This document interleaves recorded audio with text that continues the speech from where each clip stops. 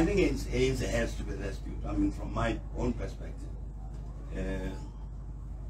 we've got really to engage in whatever is necessary to make sure that, in a sense, we cleanse the ANC of these wrong things that it has been doing, and reposition it so that it really does what it should do, which is to serve the people of South Africa. It's possible. It has to be done. And part of what I've said in this regard is that, you see, the ANC remains the biggest political formation in the country, most influential. If it collapsed tomorrow, now I'm not talking about getting defeated in elections and all that.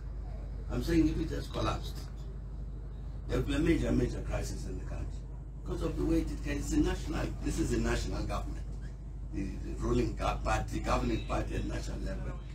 The governing party, even in a lot of municipalities, in 9 of the provinces.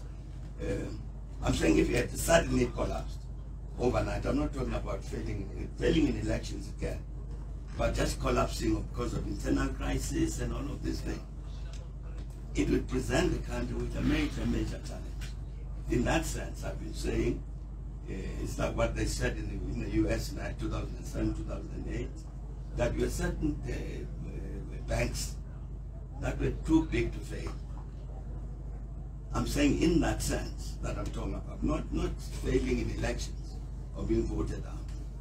I'm just talking about because of the internal crisis, the things that President Ramaphosa was talking about what they're at the weakest now, factions and infighting and all of this. And suddenly, boom, the ANC went.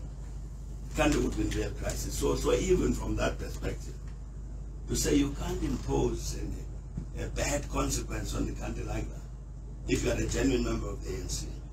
So God, make sure that this ANC does not transfer its problems to the population, to the country. Is that one of the things that the ANC must do is to do an audit of its members.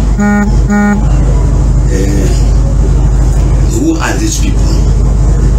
Because we've been accumulating over the decades, since we became government, we have been saying every single year, there are people who are entering the ANC not because they believe in policies, but because they are. But they've been accumulating in the year. So, in the end, how do you carry those sorts of persons in the organization? So the answer to the thing being raised about an audit. People must, this lifetime audits must be done so that we can all check. No, my sense is that exactly because you are talking to people at that level who are more directly in touch with the population every day. You're not talking about the people at the national level, but there's a much greater sensitivity to the challenge, to the new, to make sure that the ANC regains the support and the trust and so on of the people, and therefore a greater willingness to go through whatever processes are necessary to achieve this renewal.